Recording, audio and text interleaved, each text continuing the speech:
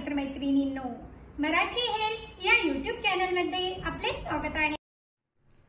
महिलांना white discharge म्हणजे श्वेतप्रदाराचा त्रास बऱ्याच वेळेस होत असतो आणि याकडे आपण लक्ष देत नाही। यामुळे हे वाढत जाते आणि पुढे याचा भयंकर त्रास होतो। इन्फेक्शन वाढते, शारीरिक वेदना वाढून रेग्युलर मासिक पाळीत देखील फरक पडतो, म्हणजेच पाळी अनियमित होते, रक्तस्राव अति होतो किंवा कमी जास्त होतो आणि यामुळे प्रेग्नन्सीमध्ये देखील त्रास वाढू शकतो। तर आपल्याला जरी हा त्रास होत असेल तर या त्रासापासून घरच्या घरी सुटका करून देणारा अत्यंत साधा परंतु अत्यंत प्रभावी असा उपाय आज मी आपल्यासाठी घेऊन आले आहे। तर यासाठी येथे मी 10 ते 12 तुळशीची पाने घेतली आहेत आणि तुळशीच्या ज्या मंजिरा आहेत या मंजिरा देखील या ठिकाणी मी घेतल्या आहेत। या प्रथम मिठाच्या पाण्याने स्वच्छ धुवून घ्या आणि नंतर स्वच्छ पाण्याने धुवून याप्रमाणे एका पात्रामध्ये साधारण 1.5 कप पाणी घेऊन यामध्ये ही जी पाने आहेत ही टाकून द्या आणि हे छान उकळवून घ्यायचे आहे। तुळशीमध्ये देखील vitamin C, calcium, zinc, iron, tartaric acid, malic acid हे भरपूर प्रमाणात असतात।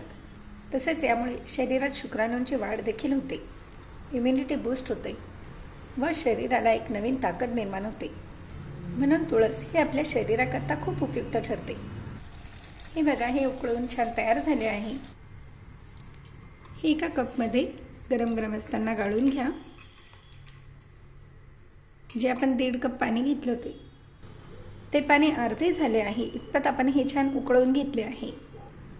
तर ज्या महिलांना हा त्रास होतो अशा महिलांनी सकाळी सकाळी उपाशीपोटी याप्रमाणे हे पेय तयार करून पिऊन घ्यायचे आहे। ज्याप्रमाणे आपण चहा पितो त्याप्रमाणे गरम गरम असताना हे घोट करून प्या आणि तेलकट, तुपकट, मसालेदार जे पदार्थ आहेत यांचे सेवन देखील टाळा। आणि इथे मी जवस मीठ लावून भाजून घेतले आहे।